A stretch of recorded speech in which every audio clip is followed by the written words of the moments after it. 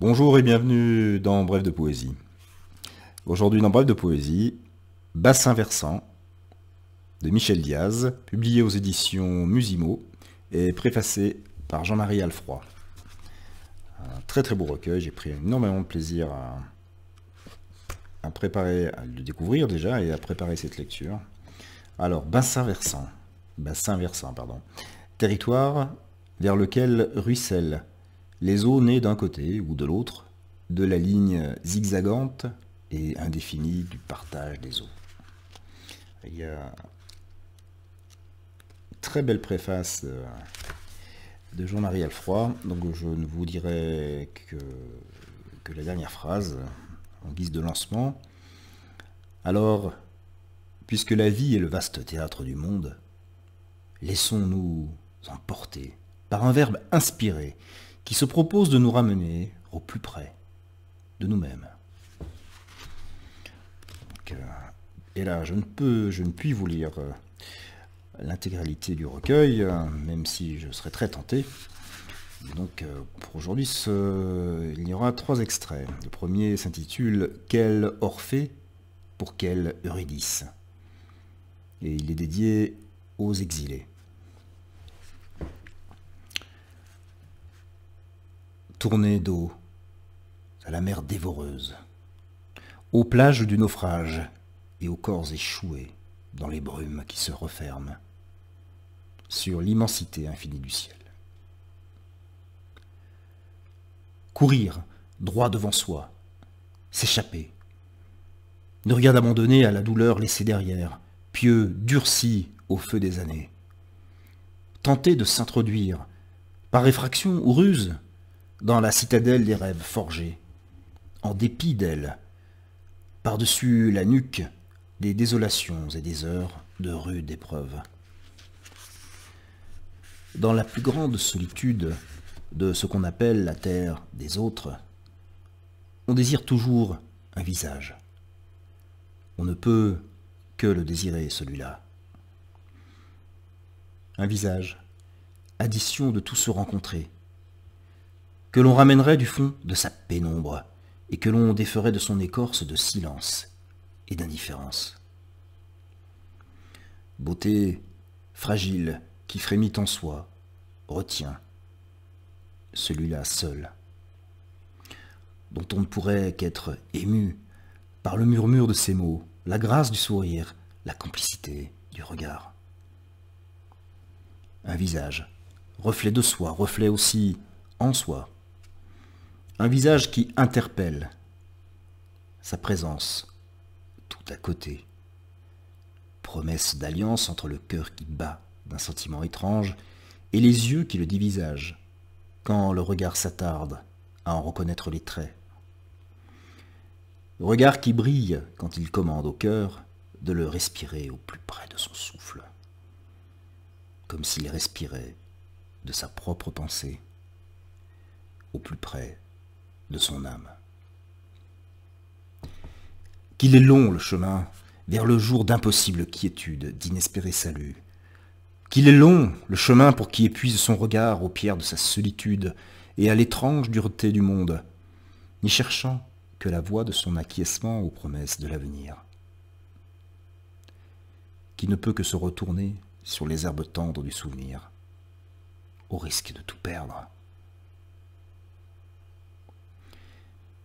Il s'agirait, on voudrait bien le croire, de susciter l'offrande d'un visage et de son regard réciproque.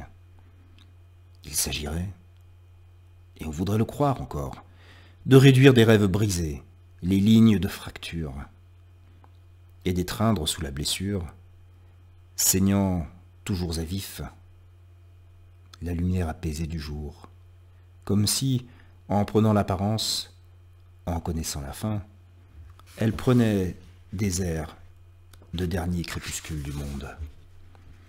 De croire aussi en l'amitié de quelques mains venues offrir l'eau et le pain du partage, et les mots consolants qui font leur part au feu. Ces haillons de clarté qui, ne serait-ce que le temps qu'ils brûlent, et soient réduits à leurs plus fines cendres, parviennent à nous faire oublier que l'air que l'on respire, ici, et quelquefois terrible.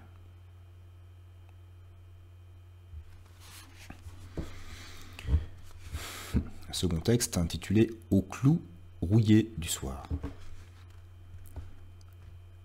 Lumière à la vie brève, comme l'est un jour de décembre, aux heures sans douceur, à moins qu'elles fussent de neige et de silence tamisé, où toute branche délestée d'oiseaux ne tremble que du poids sans couleur de l'attente, dans laquelle s'infiltre et remonte la crue inexorable de la nuit.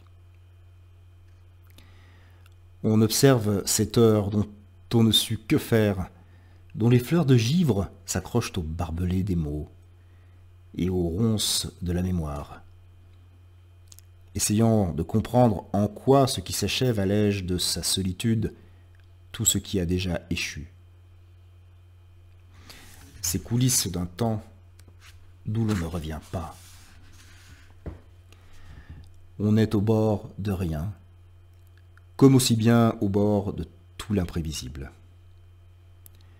Un fagot de sarment, des morceaux de bois sec dont certaines brindilles peuvent se rallumer à la moindre étincelle du cœur, comme à la moindre braise de pensée.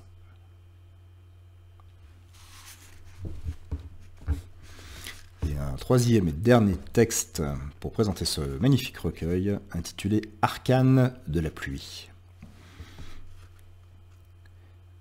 Le jour se retirait du jour, avant son heure, comme aspiré dans les régions menaçantes du sombre. Les coulisses d'une avant-nuit où il me fallait m'enfoncer. À la condition d'avancer à la vitesse du nuage, je marchais en lisière de pluie, la poitrine jetée en avant, jouant furieusement des bras et des épaules et repoussant l'air devant moi, comme on tente d'ouvrir une porte. Bientôt, il me fallut courir pour essayer de précéder l'averse qui tombait, brutale, surpassant le vacarme d'un déluge de sauterelles qui s'abattent sous le ciel noir, oblitérant toute clarté, plus nue encore d'être masquée. Mais courir fut très vite une vaine entreprise.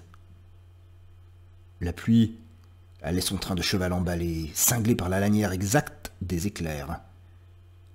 Tout refuge serait illusoire. Ce fut alors un mur qu'il fallait traverser. Un mur, mouvant d'ardeur épaisse, une tenture d'eau qui semblait déborder des lagunes du ciel, éboulie de matière qui enserrait mes gestes, noyait ma vision.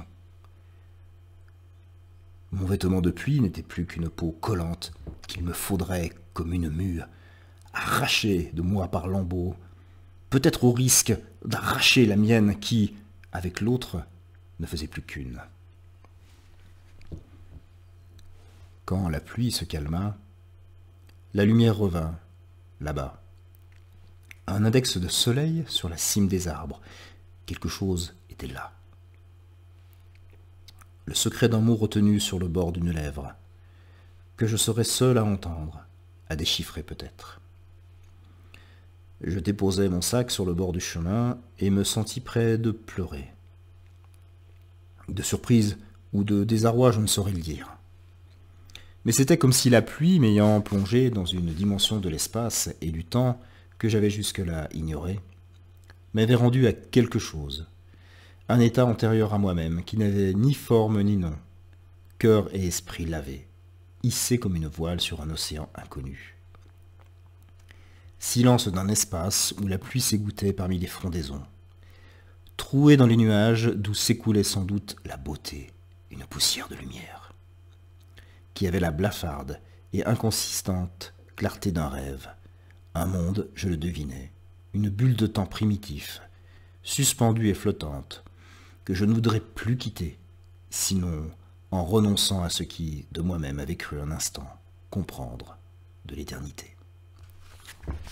Voilà, très très beau recueil, Bassin versant, de Michel Diaz aux éditions Musimo, que je vous recommande vivement. Voilà, je vous remercie pour votre fidélité, votre écoute, et je vous souhaite de passer une très belle journée, une très belle soirée en poésie. Au revoir.